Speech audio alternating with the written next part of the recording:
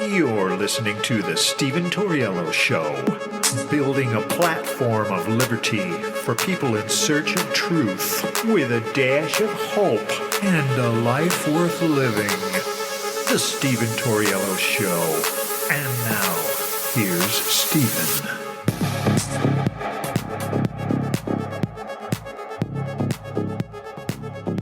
What's up, ladies and gentlemen? Welcome to the show. As always, thank you for tuning in. It's kind of a late one here for me, but man, did Vivek Ramaswamy go full Viking at the GOP debates. My Lord. This guy crushed every single person on that stage. I haven't seen anything like this since Donald Trump. I mean, I'm talking this guy just laid waste. He dropped a nuke bomb on every single one of these people on that stage. Now, I have a couple audio clips that I thought were probably the best, and I'm going to go ahead and play those for you right now so that you can hear this tomorrow on your way to work, at work, whatever the case is, because this is going to be blowing up all over the place. And I can't tell you how right this guy is on almost every single thing he says. So here we go with Vivek the Viking at the third GOP debate last night. Here, check this out. Swami, let me turn to you. Please make your case. Why should you be the nominee and not the former president? I think there's something deeper going on in the Republican Party here, and I am upset about what happened last night. We've become a party of losers at the end of the day. It was a cancer in the Republican establishment. Let's speak the truth. I mean, since Ronna McDaniel took over as chairwoman of the RNC in 2017, we have lost 2018, 2020, 2022, no red wave that never came. We got trounced last night in 2023. And I think that we have to have accountability in our party. For that matter, Ron, if you want to come on stage tonight, you want to look the GOP voters in the eye and tell them you resign, I will yield my time to you. And frankly, look, the people there cheering for losing in the Republican Party. Think about who's moderating this debate. This should be Tucker Carlson, Joe Rogan, and Elon Musk. We'd have 10 times the viewership, asking questions that GOP primary voters actually care about and bringing more people into our party. You think the Democrats, and we've got Kristen Welker here, you think the Democrats would actually hire Greg Gutfeld to host a Democratic debate? They wouldn't do it. And so the fact of the matter is, I mean, Kristen, I'm going to use this time because this is actually about you in the media and the corrupt media establishment. Ask you, the Trump-Russia collusion hoax that you pushed on this network for years, was that real or was that Hillary Clinton made up disinformation? Answer the question. Go. Mr. Ross. Sorry. This is how we get our country back. We need accountability because this media rigged the 2016 election. They rigged the 2020 election with the Hunter Biden laptop story. Mr. Ramaswamy, and they're going to rig this election. Your time is up. Accountability. Let me turn to Governor Christie. Why you? Holy crud. That. My God. Did he absolutely roast everybody on that stage? Even the debate moderators. He smoked these people like a pack of cigarettes. This guy, I don't know where this came from, but this is totally Trump 2015, dude. Totally. I mean, I have not seen anything like this on a debate stage since Donald Trump in 2015. This Vivek Ramaswamy went straight savage on these people, and I got more. This dude just called out the debate moderators on live TV during a GOP debate. And he's right. Who the hell's idea was it to bring on two of the biggest radical leftists in the Democrat media to moderate a GOP debate? What is wrong with these people? So he is exactly right. It's like having the Democrats hire Dan Bongino to be their debate moderator. Would they ever do that? Hell no. What is a matter with our party, man? And this is the biggest complaint that I get from every single fellow Republican, is how the Republican Party is so okay with losing. Not the Republicans, not the conservatives, not me, you, or anybody listening, but the establishment. Exactly what Vivek was talking about. We have a uniparty in our system. Democrats got it too, but Democrats always stick together. They never go against one another.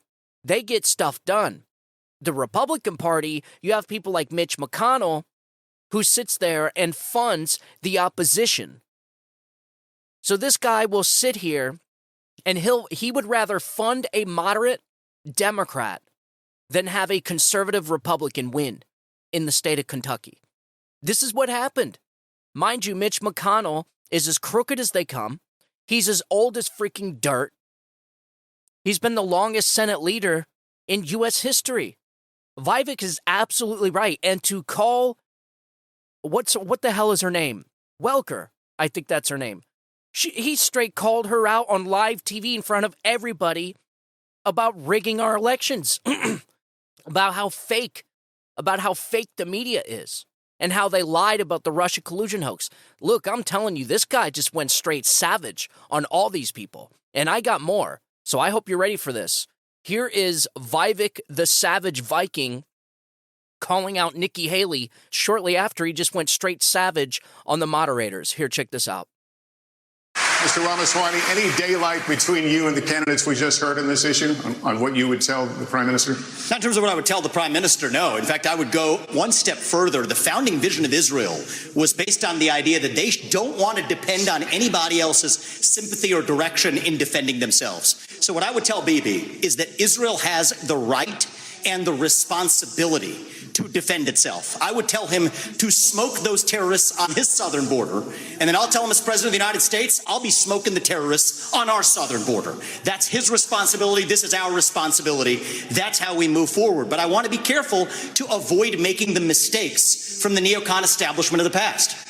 Corrupt politicians in both parties spent trillions, killed millions, made billions for themselves in places like Iraq and Afghanistan, fighting wars that sent thousands of our sons and daughters, people my age, to die in wars that did not advance anyone's interests, adding $7 trillion to our national debt. And Joe Biden sold off our foreign policy. Joe Biden's son, Hunter Biden, got a $5 million bribe from Ukraine. That's why we're sending $200 billion back to that same country. The fact of the matter is the Republican Party is not that much better. You have the likes of Nikki Haley, who stepped down from her time at the UN. Bankrupt or in debt was her family. Then she becomes a military contractor. She joins the board of Boeing and otherwise, and is now a multimillionaire. So I think that that's wrong when Republicans do it or Democrats do it. That's the choice we face. Do you want a leader from a different generation who's going to put this country first? Or do you want Dick Cheney in 3-inch heels? All right, Mr. In which case we've got two of them on stage tonight. What? What did he just say? He said, in that case, we got two of them on the stage? This guy, unbelievable. Oh, man. I'm telling you, folks, I have not seen anything like this in a long, long time. This dude, I'm telling you, just went straight savage Viking on everybody in that entire building. Not just on the stage, not just the moderators. He was calling out the crowd. He said, you people are celebrating losing. And he's right, because the only people there at those debates are just the donors. They are the Republican establishment. Half of the people in that crowd are all the donors, are all the people that don't realize what time it is. These are the people that vote for McCarthy. These are the people that back McConnell. These are the people that vote for Nikki Haley. They are so stuck in the 1990s Republican Party that they don't realize what time it is. And Vivek just called them all out. He said, why do we have people cheering for losing? We got trounced last night in these freaking elections. Democrats just ran the board on us again. And that is exactly why he called out the RNC chairwoman, Ronna McDaniel. Like, what the hell is wrong with these people? And it's like I said, I've been saying this from the very beginning, and you know this if you listen to the show for any amount of time. I've been saying this from the very beginning. Republicans, the establishment Republicans, are perfectly happy with being controlled opposition. They do not care if they are getting slapped in the face by Democrats, just so long as the Democrats don't ball up their fists. They are perfectly fine placing in second. They've always have been. Why? Because they're still getting rich. Just like he called out Nikki Haley. She did go get a seat at Boeing. He's exactly right. Her ass was broke, coming out of the UN. And she does exactly what all of them do. They come out of government, and it's a revolving door into the private sector, into Lockheed Martin, Boeing, Raytheon, all of them. They go sit at a board seat. This is exactly what Mike Pence is probably going to do. I'm surprised Bill Barr hasn't done it yet. He's trying to get a seat on the leftist media. All these people that come out of government, they go into the private sector and they make millions. Folks, we have our politicians making millions and millions of dollars. Look at the Obamas. They got a $40 million mansion in Martha's Vineyard. That's just one of them. Look at Joe Biden. Look at this guy. You can question how dumb he is, and he certainly is, but the guy sold out this country. He freaking sold out this country, and he came out with fistfuls of cash. And he learned this from Hillary Clinton.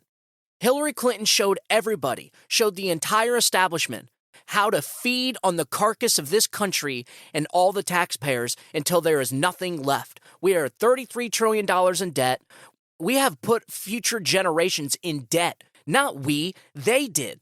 The Republican Party, the Democrats. I'm so sick of trying to separate the establishment Republicans from the Democrats. There is no separation. It is the Uniparty. The Uniparty has put this country in $33 trillion in debt. So this is exactly what I'm talking about. This is exactly why people like Trump. Because both parties hate the dude. And the enemy of my enemy is my friend. But Vivek is exactly right. And it wasn't just Nikki Haley. It was every single one of them on that stage. Every single one of them. Every single person on that stage are acting like a bunch of vultures, waiting for Donald Trump to get taken out by a weaponized justice system so they can stand there holding up their hand and saying, I'm here, I'm here. When instead what they should be doing is fighting like hell to make sure that this system, that this tactic, this republic-ending tactic that they are using against Donald Trump to keep him off the ballot and all the lawfare, they should be using everything in their power to stop that from happening. But they're not. They're too concerned about becoming president. They're too concerned about becoming VP. These people are playing for board seats on the private sector. That's it. They're not playing for anything else. They want to make the biggest name they can for themselves. Oh, I ran for this. I got the biggest connections. And then they go sit. Watch. I'm not joking. You look in 2 years, you will see every single one of these people. Other than maybe Ron DeSantis, you will see every single one of these people sitting at some type of board seat, whether that's at a big tech company or that's the military-industrial complex, whatever it is. But you will see them at a board seat making millions of dollars. What do you think Hunter Biden was doing? Hunter Biden was selling his dad's influence. He was selling out this country to the highest bidder. That's exactly what the brand is. The brand is the Bidens. If you want something done and it requires government access, you get a hold of Hunter Biden. Why? Because Hunter Biden's dad is the vice president of the United States. That is the brand. And I'm sad to say it's not just the Bidens. It's all of them. All of them do this. I can't say all of them, but a pretty big damn chunk of them do. They all do this corrupt stuff. And that's exactly what Vivek is saying. So my hat's off to this guy. He just went like stage 10 freaking just psycho on these people and dropped an atom bomb on that stage. And good for him. Good for him. I can't even begin to tell you how right he is on everything. On every single thing that he just said. I don't know how this guy does it. He's an incredibly good speaker. And that's what worries people.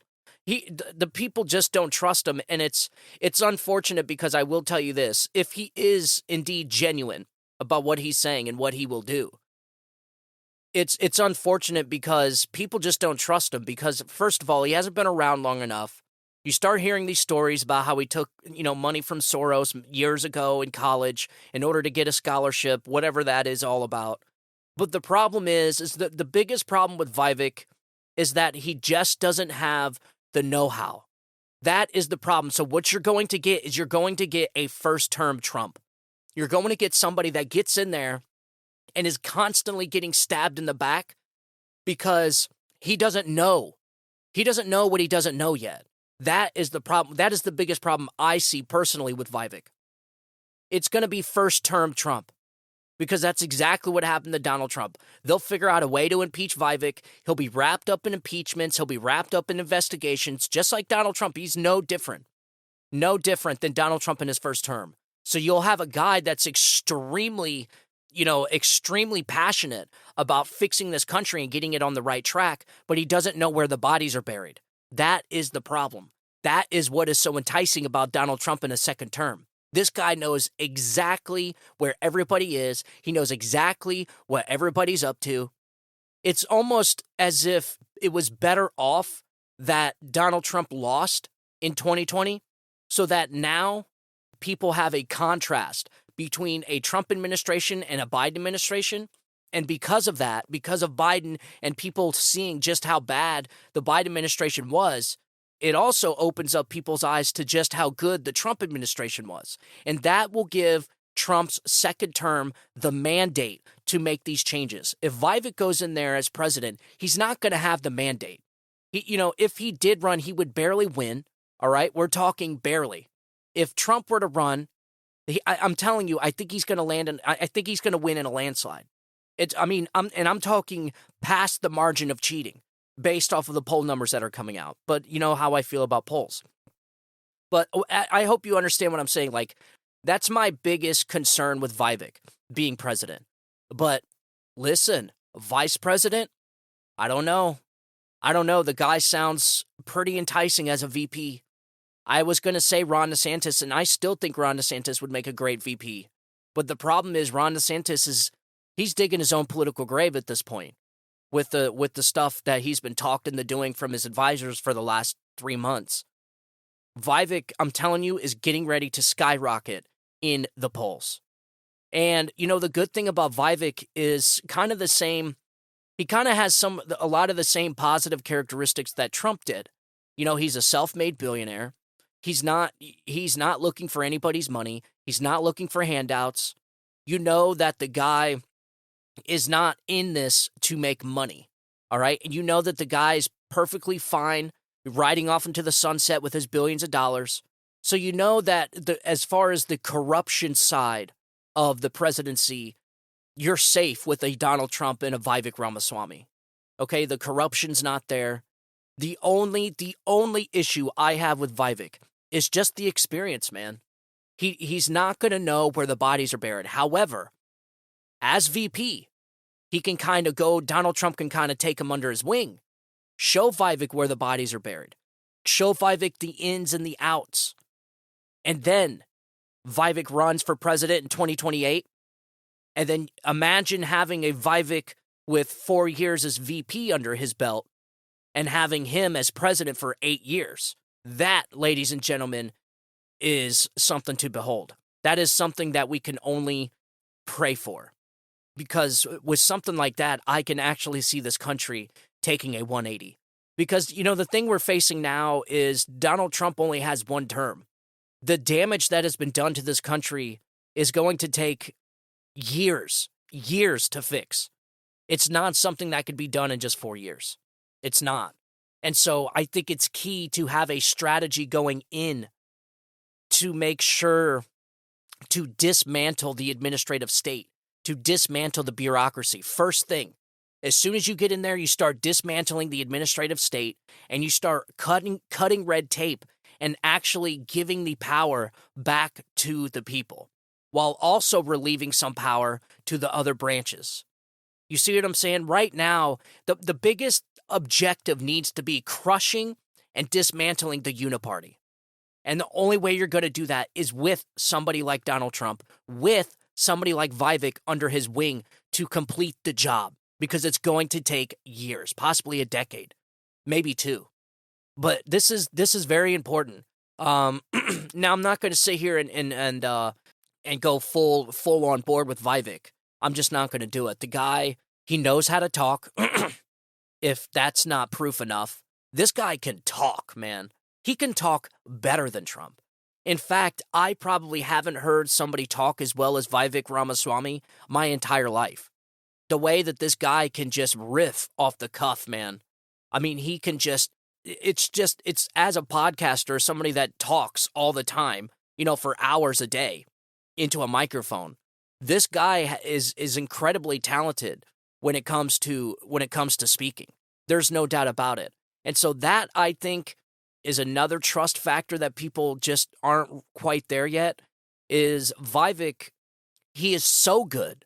He is so good at speaking that people kind of don't trust and maybe feel like he's just telling them what they want to hear. And I could see that. I can absolutely see that. I could see where they're coming from. It's almost like it's too good to be true kind of thing. And that's something you'll actually hear from a lot of conservatives. He sounds too good to be true. But listen, there is no doubt that none of these people on the stage are going to be president. Donald Trump is so high above these people in the numbers. It's not even realistic why they're even having these debates. And Vivek, that was another point Vivek hit on, was why are we even having these debates? And if you're going to have these debates, why aren't you having these debates with like a Joe Rogan or a Tucker Carlson? Why the hell would you have a leftist Democrat debate moderator? Both of them. Like, what the hell? I think Hugh Hewitt was there. Maybe, if I'm not mistaken, maybe. He might have been the third moderator. But you're really going to have Democrat leftists moderating your debate? It doesn't make sense. And this is exactly why I called out Ronna McDaniel on stage, asked her to resign on stage, on live TV. To resign right there on the stage. That is savage, folks. I have never seen anything like this. And he's exactly right. Ever since this woman has been chairman of the RNC, we've been losing. And look, Donald Trump endorsed her. This is when we wanted Harmeet Dillon. You guys remember that battle? We wanted Harmeet Dillon as RNC chair, and she was close. She was close. Steve Bannon endorsed her. She had all these endorsements from the conservative movement. And then the moment Donald Trump endorsed her, for whatever reason, I have no idea. We all know that Donald Trump, this is one of his biggest flaws is his blind spots, man. This guy just has huge, huge blind spots. And Ronna McDaniel was one of them. And so look, Donald Trump made a mistake endorsing Ronna McDaniel because this is exactly what you get. Now, I'm not going to say that we got absolutely trounced in the elections last night.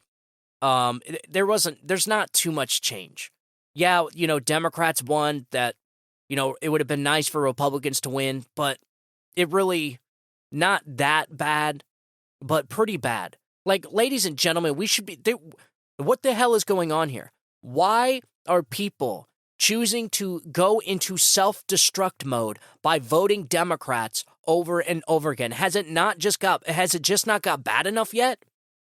Like, Republicans, this is a big mistake that I think a lot of conservatives and Republicans make. We are always stuck in this mode that, Democrats are going to change. They're going to see how bad it is. And because normally that's what happens. I say it all the time. Only at the precipice do people find the will to change. And so I think we are underestimating how strong the commitment of the leftist ideology Democrats have. I think we underestimate the leftist Democrats' commitment to their ideology. And they are completely 100% consumed by it. And so I think Republicans and conservatives miss that step. I think that's a blind spot for us. We think Democrats it's just going to get so bad they're going to vote Republican. It's not. They're not changing. They do not see it the way that we think they do. At this point, I think it's just a lost cause to try and persuade Democrats, to try and find middle ground. These people are completely gone. Gone. They have been completely consumed by the rhetoric on the media. The media owns these people. The media owns these people's brains, man. And that's another thing I think we underestimate. We underestimate how powerful the media is. These people, they have a vast portion of our population 100% convinced that we need to be going down this road of transgenderism. Like, we need to be going down this road to where boys can go into women's locker rooms and men can compete in women's sports, and that men can be women and women can be men, and that kids can mutilate their genitals. Like, these people are 100% committed to this ideology, and it is all because of the media. We underestimate how powerful the leftist Democrat media is. It is extremely powerful. They have these people by the balls, man. They have these people so brainwashed and indoctrinated that there's no saving them. So this is why I say we need somebody like Trump. We need somebody like Vivek. And what Vivek is trying to say is that we're not going to get there by just voting for the same old people, like a Nikki Haley, like a Chris Christie, like for real. Like, we have so many good conservatives in this country, in our Congress, but yet we get Chris Christie's and Nikki Haley's. Like, why are these people even debating is what I want to know. Like, who the hell's idea is it to spend millions of dollars on another debate that Trump, the front runner, is not even attending, and you have radical leftist Democrats moderating that debate? It doesn't make sense. It is clear and obvious that these people are waiting, and I would probably say at this point cheering for the weaponization of the government to be successful in removing Donald Trump. This is what we're seeing right now. We're watching the Republican do what the Republicans do. That is, eat themselves. They will eat each other. While the Democrats are over there in the corner winning elections, we're up on stage eating each other.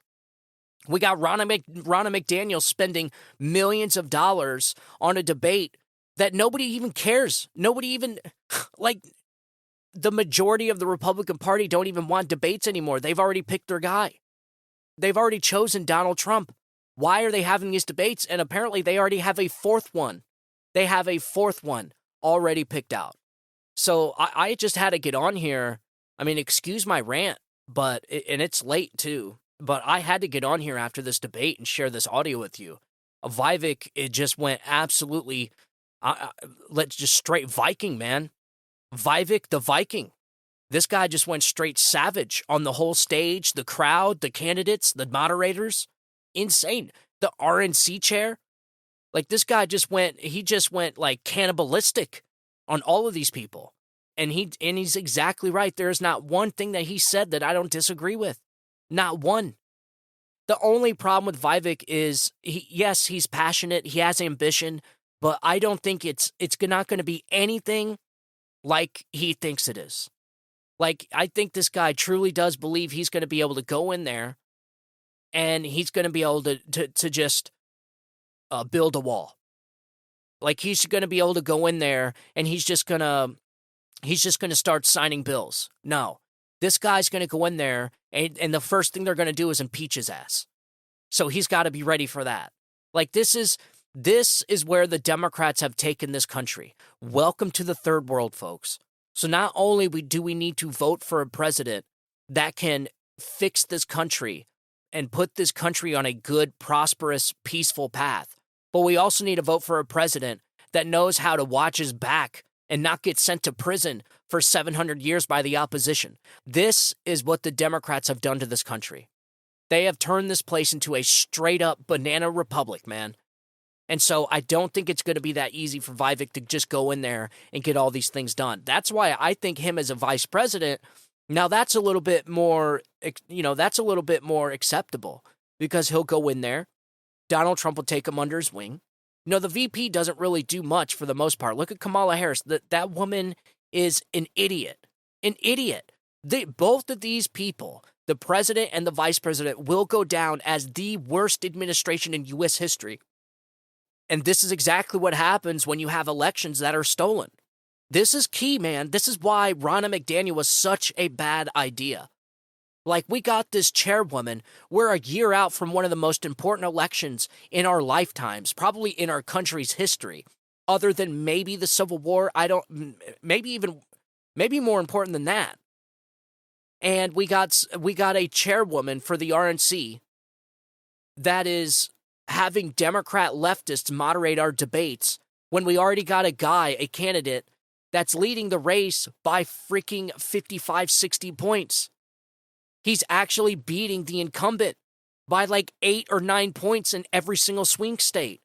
So why are we continuing to have debates? This is what he's talking about. This is exactly what Vivek's talking about. So I wanted to get on here, share that audio with you. It is straight savage. I hope you like it, and I hope it makes your day, because it certainly made mine. I could not believe that this guy went off the chain like that. And if you haven't watched the entire debate, I suggest you watch it. And the only interesting parts is when Vivek's talking. When everyone else is talking, it's just like bleh, bleh, bleh, bleh. Typical Republican establishment stuff. And I don't know what Ron DeSantis is doing. This guy shouldn't walk away from these other candidates. He should be running away.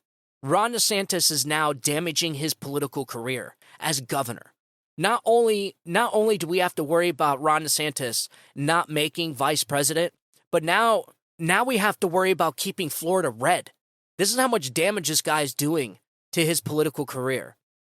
And this is exactly why I say I don't know who the hell he was listening to, whoever is advising him, who probably just made millions, whether he wins or loses. This guy should never oversee anybody's campaign again. All right? This guy is like the Adam Gase of freaking politics, dude. He is a candidate destroyer. So I hope this cheers you up. Vivek's exactly right, and I knew you guys would probably get a kick out of it as you're listening to it on your way to work, at work, or on your way home from work. And listen, you're going to be hearing about this all over today. Vivek Ramaswamy just put himself on the map last night with that performance on that debate. And listen, I got to tell you, the other people on the stage, the other candidates, they were flabbergasted. These people didn't even know what to say. Like, they couldn't even, like, it's almost like they just got punched in the nose. And they were just shocked. Shocked. It's pretty crazy. So, all right, ladies and gentlemen, I'm going to be making an episode first thing right after this. We got all kinds of stuff to talk about. We got Biden corruption to talk about. So I hope you guys enjoyed this show. I hope you guys have a good day. Have a great week. God bless you, and God bless America. You guys have a good day. Bye-bye.